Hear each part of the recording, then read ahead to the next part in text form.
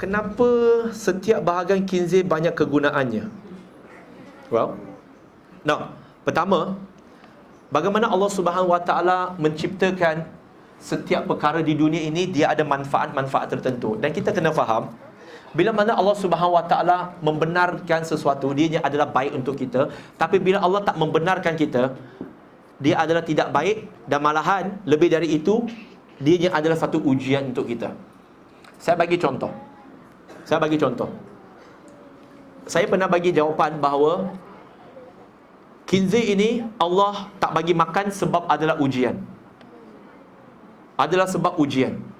Maka soalan seterusnya daripada orang yang tanya, dia kata, kalau Allah tak bagi makan khinzir, kenapa nak cipta khinzir? Maka jawapan saya, Allah Subhanahu Wa Taala bukan sahaja mencipta khinzir, tetapi Allah juga mencipta batu dan kayu.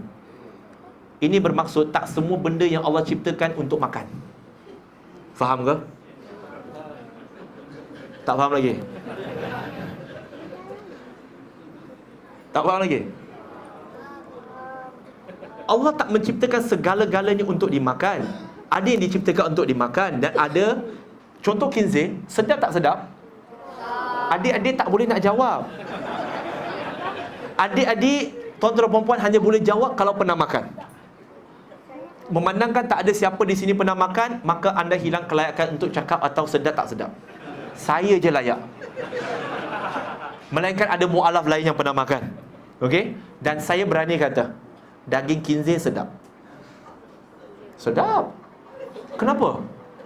Sebab itu allergic kalau orang tanya kepada Cina Muslim, bro, babi tu sedap kah?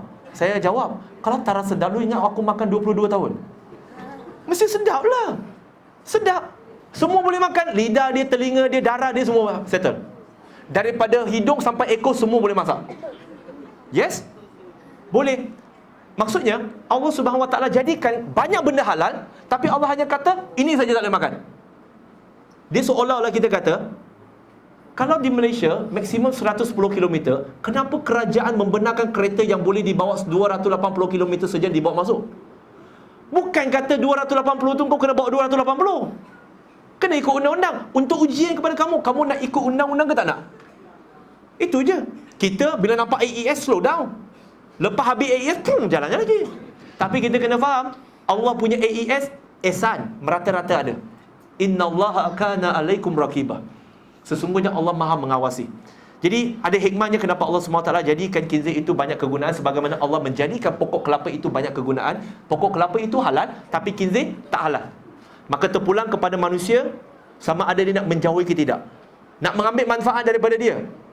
Well, ada proses-proses tertentu dalam fiqh yang saya tak nak bincangkan, tapi secara umumnya ada hikmah di sebaliknya.